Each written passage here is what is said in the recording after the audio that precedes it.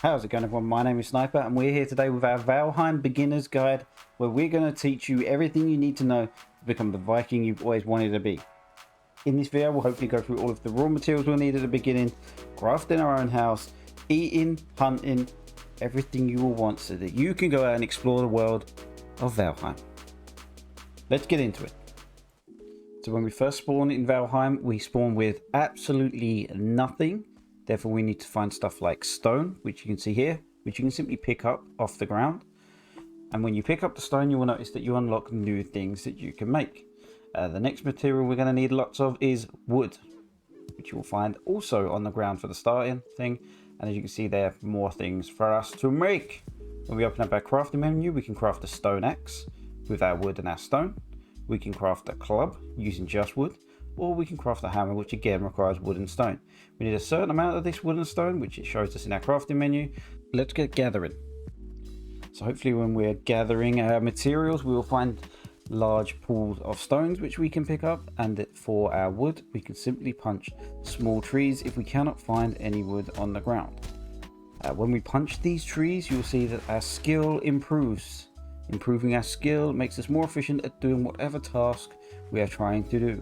Skills can be improved for all kinds of things throughout Valheim, so it's always good to keep practicing. So once we have gathered what we believe to be enough wood and stone, we can enter our crafting menu, and as you will see here, we now have enough wood and stone to make a stone axe. Stone axes make it much faster for collecting wood, so therefore it's always a good idea to craft one. Now whatever number it appears in that top corner is the number you need to press on your keyboard, which will allow you to get your tool out. Using our stone axe allows us to cut down trees at a much faster rate, which is always good as we are going to need plenty of wood throughout our time in Valheim. Now when we use the stone axe, we will have the ability to cut down larger trees, as you will see here. By cutting down large trees, we can gather much more wood in one go. However, it takes a long time to cut down, especially early on in the game, and therefore I would always avoid it. As you'll see here, the tree does fall once you first cut it down. It is always a good idea to run away at the start, because if a tree lands on you, you will die and you'll be back to square one again for the start, so therefore run away. Now when we're cutting the large trees down, we have to cut them into quarters, and then we have to cut them again. When we break them up into this final bit, that is when we'll actually get our pieces of wood.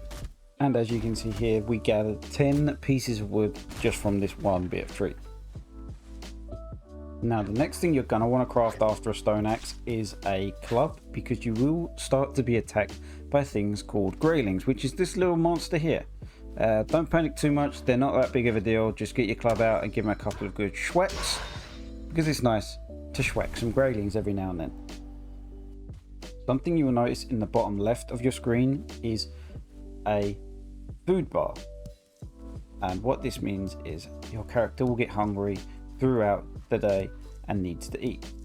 One of the easiest foods to find is raspberries, which you can find in the bushes, and when we go into our menu we can simply eat a raspberry. One thing you will notice is you cannot eat more than one raspberry. This is because you cannot eat the same type of food more than once. However, raspberries are good enough for now.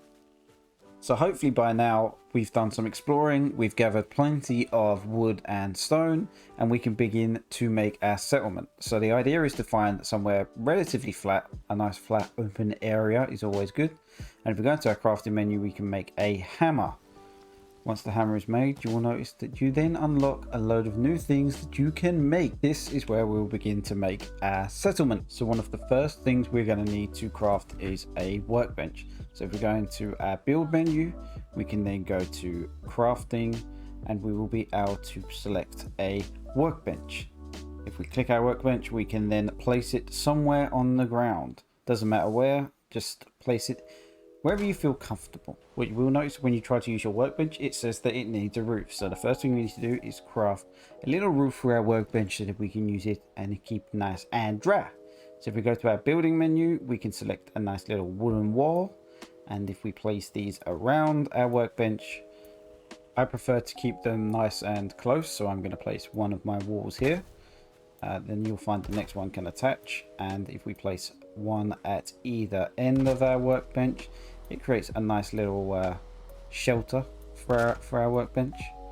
And then if we go back into our build menu, we can select a roof, and if we place a couple of little roof tiles on there, and now we have a lovely little workstation that we can use and craft some new things. One of the first things we can do with our workbench is repair an item. What you may have found when you've been using your stone axe to cut down trees is that it got broken and it was no longer usable, and you may have found you've had to make more and more stone axes. You can repair an item on the workbench and it costs you no more materials. Completely free. You can repair all of your items, doesn't matter how many you've got, how broken they are, all completely free. Just come back to your workbench, click the little hammer, and they will all be fixed and ready to use again for you to gather some more materials. Now we need to prepare the ground ready for us to build our home, and as you can see here, the ground isn't particularly flat. So I'm going to go to our workbench and I'm going to craft a hoe. Now the hoe allows us to level the ground and also raise the ground. So depending on what your area looks like, you may decide you need to raise some of the ground up or you need to level it. You can simply click here and choose what you want it to do. For us, we're going to level it, so I'm just going to speed through this as I craft a nice little flat area for us to put our settlement on. Some areas of the ground will be higher than others and therefore require multiple hits in order to get it to the same level as the rest of the ground. Just take your time, prep a nice area, and then you'll be ready to build a nice base. So the first thing we're going to pick is a nice little wooden floor. Now you can make this base any size you want. For the purposes of this video, I'm going to create a relatively small base.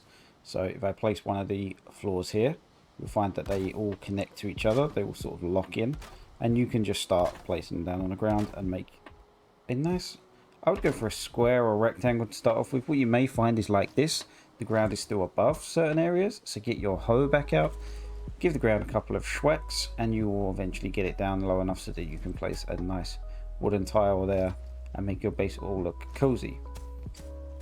For the sake of this video, I'm just going to place it here. I know it's not perfect, but you get the idea. Once we've placed our wooden floor, we can start to create our walls. So select the wall from the build menu and then start to create your walls on your base. I'm going to speed this up to make the process quicker for you guys, but you get the idea of creating a nice little base. And I tend to make mine 2 stories high. That's mainly just because the camera angle gets a bit funny if you make them only 1 story. So I tend to always make mine 2. It just makes it easier when you're actually inside, looking around and moving around. Don't forget to place a door, otherwise you will be trapped in your base forever. It's fine, you can use the hammer to remove materials, but place a wall, and once you've got your walls up, you can start to fit your roof to your building and make it nice and cozy. The roof can be a little tricky sometimes, so just take your time, be patient with it. It will all click together eventually. And once you put the final piece in, your base is now secure and you've got your first home in Valheim.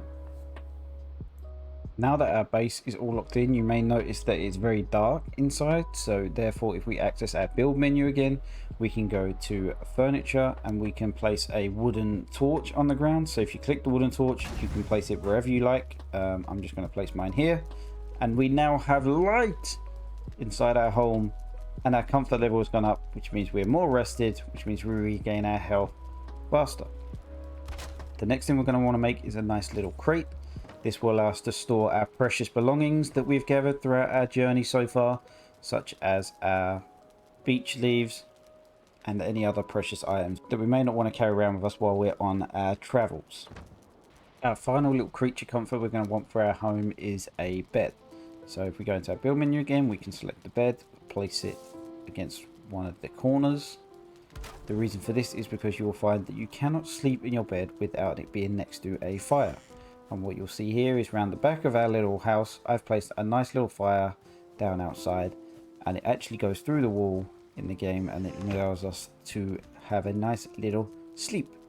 Sleeping is good because if you sleep, it sets a spawn point, and it also recharges your health and stamina all the way to full.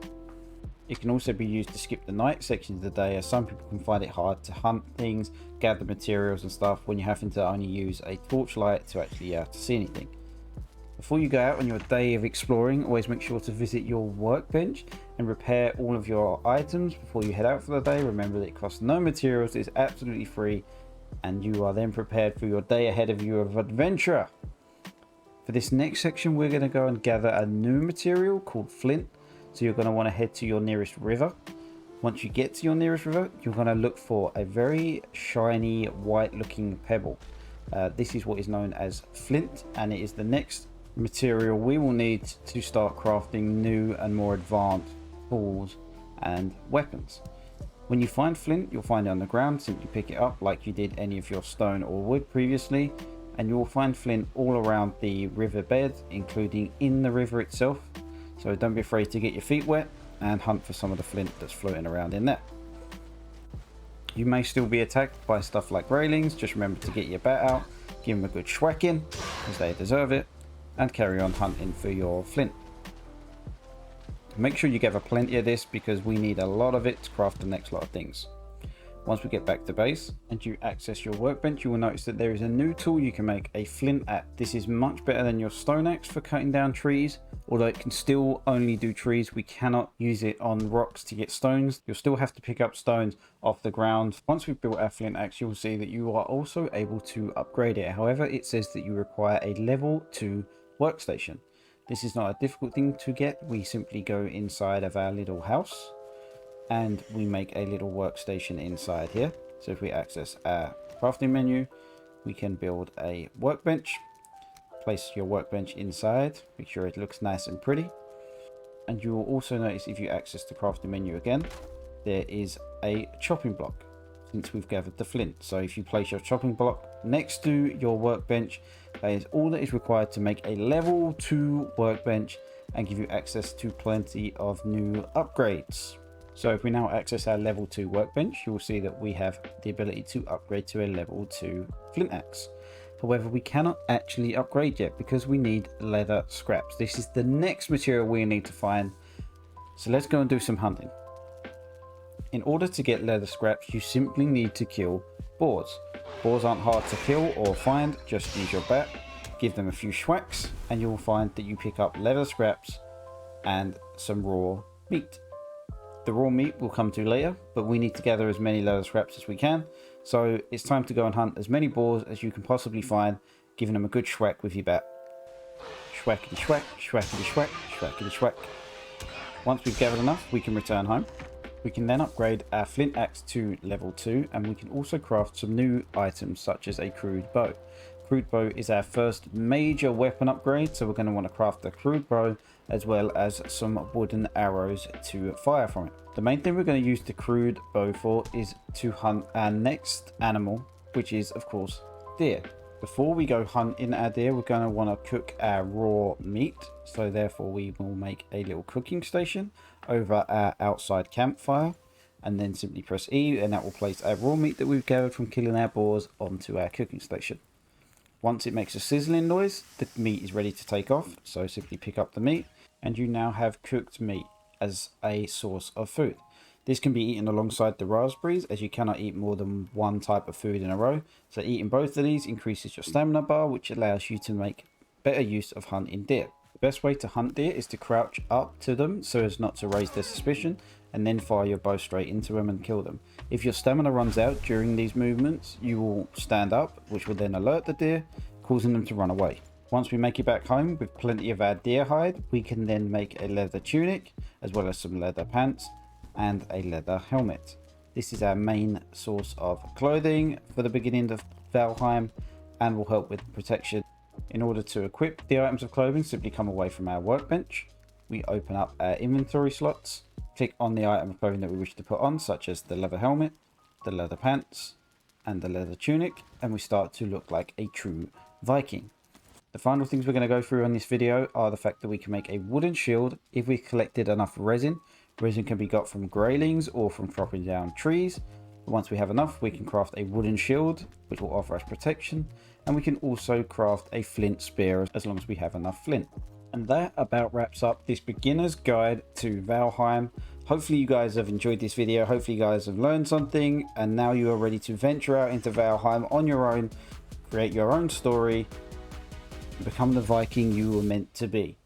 Hopefully again you guys have enjoyed this video, and I will see you guys in the next one. Farewell.